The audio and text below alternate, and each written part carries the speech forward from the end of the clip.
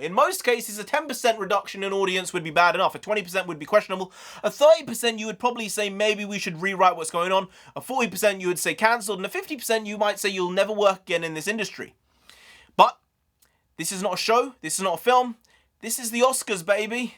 And they just fucked up. Hey, NarendraTheComic here. Right now, we're just going to be talking about the Academy Awards from this year, more specifically to do with the viewership, because obviously people won, people lost, and that's how it goes every single year. Sometimes there are mishaps and mistakes, as was the case with Moonlight and La La Land a couple years ago now. But right now, I'm talking about the viewership. Congratulations to everyone who won. Obviously, it's a big, big achievement. It's a big honor, something that people work their whole life towards. So it's not a small thing. People will poo-poo it, but it's still a very, very important thing. It's a cultural hub of the world, whether you like it or not, and whether I like it or not, and whether I think some of the films that come out of Hollywood are good or bad or questionable, and some of the things nominated are good or bad or questionable. Still, winning is winning, and you kind of have to appreciate and respect winning. But you also have to respect the fact that people didn't actually clock in to watch the show. They didn't watch who won, and the reason why is because they probably didn't watch any of the nominees. That's just a hard fact. That's the fact in the matter. That's the only reason I can really come to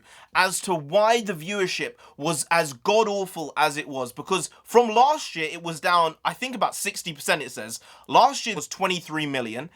This year was 9. It's the first time it's been in single digits. And it might be the biggest single drop ever in Academy Awards history. The crazy thing is, in 2014 though, the viewership was 44 million. So over the space of 6 years, it went from 44 to 23, so it halved. But just this year, it halved again to 9. So clearly, there are some big problems here. There's a disconnect between the public and Hollywood and the films that are being made. Because I think the reason is people didn't care about these movies. Now, I've drawn up a list of all the films from 2014 that were nominated for Best Picture, as well as the ones from 2021. And I can really see the difference here in terms of my hype and my love for those films versus these films from 2021.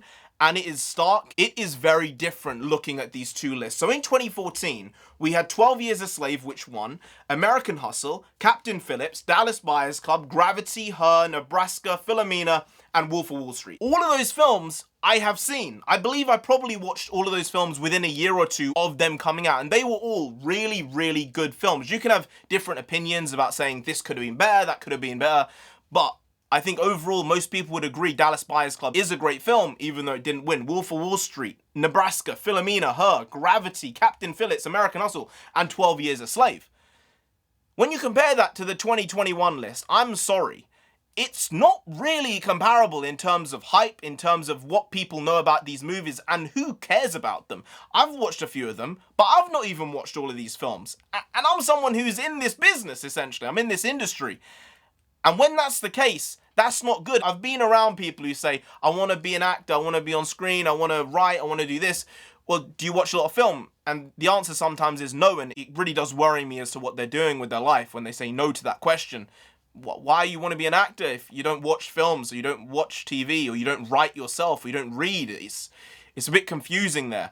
So this one is a really weird one for me because I'm kind of in that boat for the first time ever when it comes to the Academy Awards. So the 2021 nominees were Nomadland, which is the film that won, The Father, Judas and the Black Messiah, Minari, Mank, Promising Young Women, Sound of Metal, and Trial of the Chicago 7.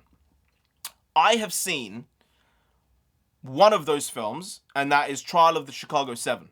I've not seen any of the other films. I probably will watch a handful of them, but I'm not interested in Promising Young Women, okay? I'm not that interested in Nomadland, to be honest, even though apparently it's really, really good. It's apparently very depressing. We love a depressing film, don't we? Sometimes. Can't you just make a exciting, fun film and that one be nominated? Wolf of Wall Street. I mean, there are films on here that aren't necessarily depressing. They're entertaining. They're interesting. There's some dynamism about what's going on screen. But out of those films, it's a bit questionable as to who's seen these movies. And I think that's a big factor as to why no one tuned in to watch the show. When you look at directors from 2014, David O. Russell, Steve McQueen, Alfonso Cuarón, and Martin Scorsese.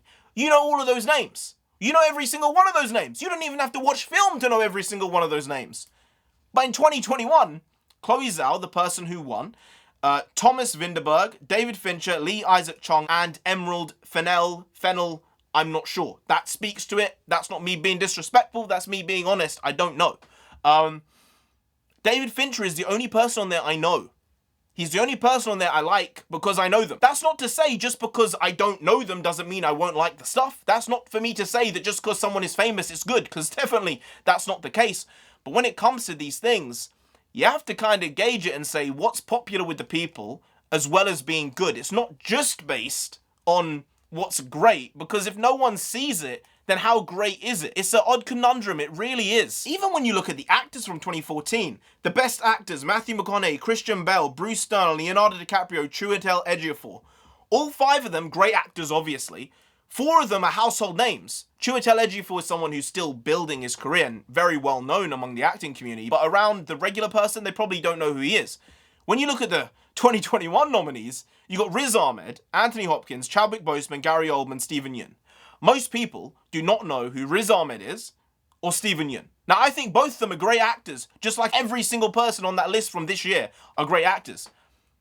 But when 2 of the people, no one has any clue who they are. I understand Riz has some cultural awareness, and so does Steven Yeun.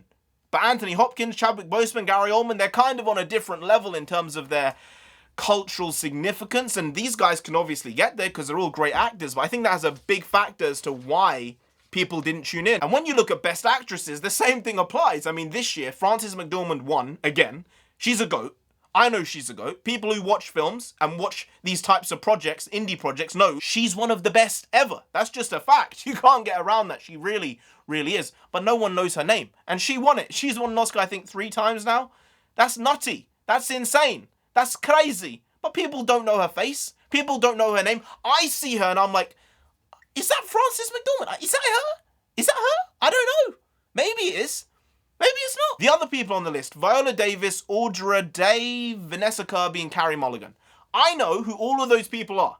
Most people will only know one person from that entire list, and that's Viola Davis. That's a problem, because people are not going to watch if they don't care about who the people are. These people are celebrities. They are famous because of their faces. They're famous because of their performances. And because of that, you have to understand people are not going to watch if they don't care about the people. When you look at the nominees from 2014, it is chalk and cheese. Cate Blanchett, Amy Adams, Sandra Bullock, Judi Dench, and Meryl Streep. Again, everyone knows who those people are.